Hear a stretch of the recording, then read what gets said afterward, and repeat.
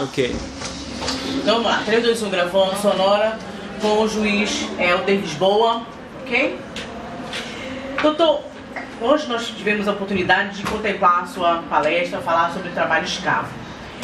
Qual o conceito de trabalho escravo? É a mesma coisa que trabalho forçado? Que a gente hoje ouve muito falar nesses dois termos, né? É a mesma coisa? Não é? Perfeito. Esse foi o objeto da minha tese de doutorado. Eu me doutorei esse ano na Universidade de Salamanca. E o tema da minha palestra foi justamente escravidão nas fazendas de gado no sul e sudeste do Pará, sob o enfoque dos direitos humanos. Essa tese foi defendida e a questão conceitual de trabalho escravo foi a primeira coisa que a gente teve que verificar. Por quê? Porque o trabalho escravo, ele é um conceito sociológico, ele é um conceito antropológico, filosófico ou jurídico. E verificamos que é um conceito jurídico quando a pessoa perde o poder de se autodeterminar na sua vida. Então, o termo utilizado pela OIT, pela Organização Internacional de Trabalho, é trabalho forçado, trabalho forcé, que é o termo utilizado pela OIT. Todavia, outros ordenamentos, outras legislações utilizam o termo escravidão, como ocorrera anteriormente de 1929, que foi quando todos os países se comprometeram a erradicar o trabalho escravo no mundo inteiro. Então é a partir de 29 um marco histórico da erradicação do trabalho forçado. Para se caracterizar o trabalho forçado, segundo os 4 pilares da OIT, nós temos que ter retenção de documentos, privação da liberdade, distanciamento geográfico e escravidão por dívidas.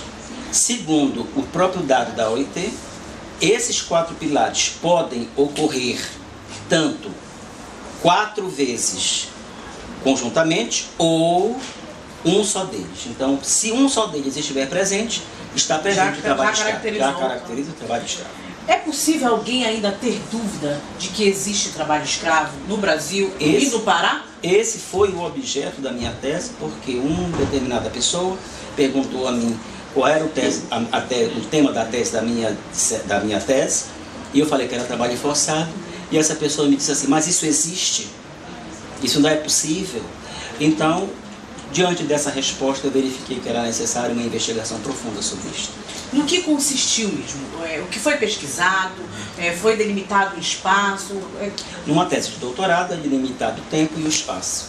O espaço, a cidade de Marabá e região, porque a cidade de Marabá contempla a sede da Justiça Federal, no sudeste do Pará, a última cidade Paragominas e a última cidade Santana do Araguaia.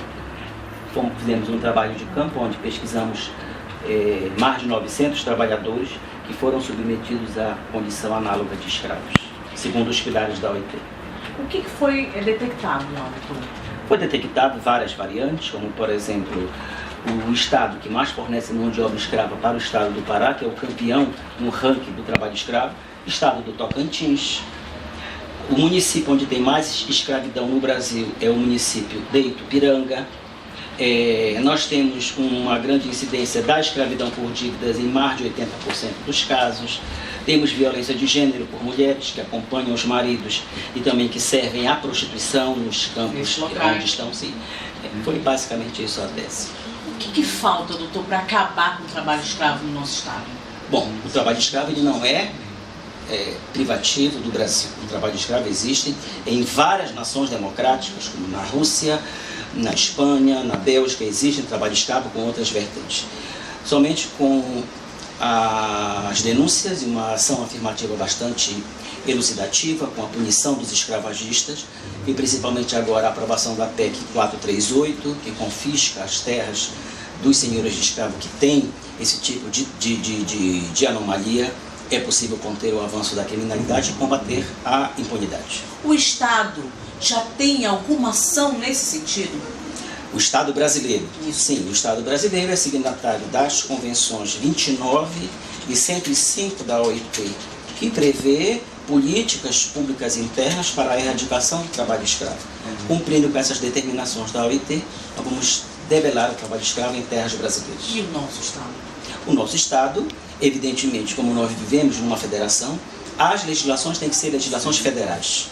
O Estado é um grande parceiro no sentido de aparelhar os agentes das instâncias formais de controle, apoiar os grupos móveis como a Delegacia Regional do Trabalho, fornecer carros, fornecer agentes, fornecer material humano como computadores também, por exemplo, para auxiliar os grupos móveis para o resgate dos trabalhadores. E para a gente finalizar, qual o papel da OAB no sentido de contribuir para a erradicação? A OAB teve um papel fundamental porque foi através da CPT, da Comissão Pastoral da Terra, e dos seus advogados, que hoje nós temos uma respeitabilidade muito grande para a contabilização do trabalho escravo no mundo. Por quê? Porque a primeira providência dos governos é negar a prática escravagista. E nós nos socorremos dos dados das organizações não governamentais, como a CPT, e da Ordem dos Advogados do Brasil também, dos seus agentes que militam com os direitos humanos, para detectar o problema. Que negar, na verdade, acaba reforçando a permanência, a existência. É claro. Mas como isso é incompatível com o Estado democrático de direito, a primeira coisa que o Estado tende a fazer é, de fato, essa negativa. Tanto que o Brasil, a primeira vez que reconhece perante os órgãos das Nações Unidas a existência do trabalho escravo foi em 2003. Quais os dados desse número de escravos aqui? O senhor sabe? Os dados são todos na tese, no estudo de campos. Eu pesquisei mais de 900 trabalhadores nos anos de 2008 a 2012 submetidos a essa prática escravagista. Os números são muito grandes. Dizem alguns que chegam a 25 milhões de pessoas no mundo inteiro.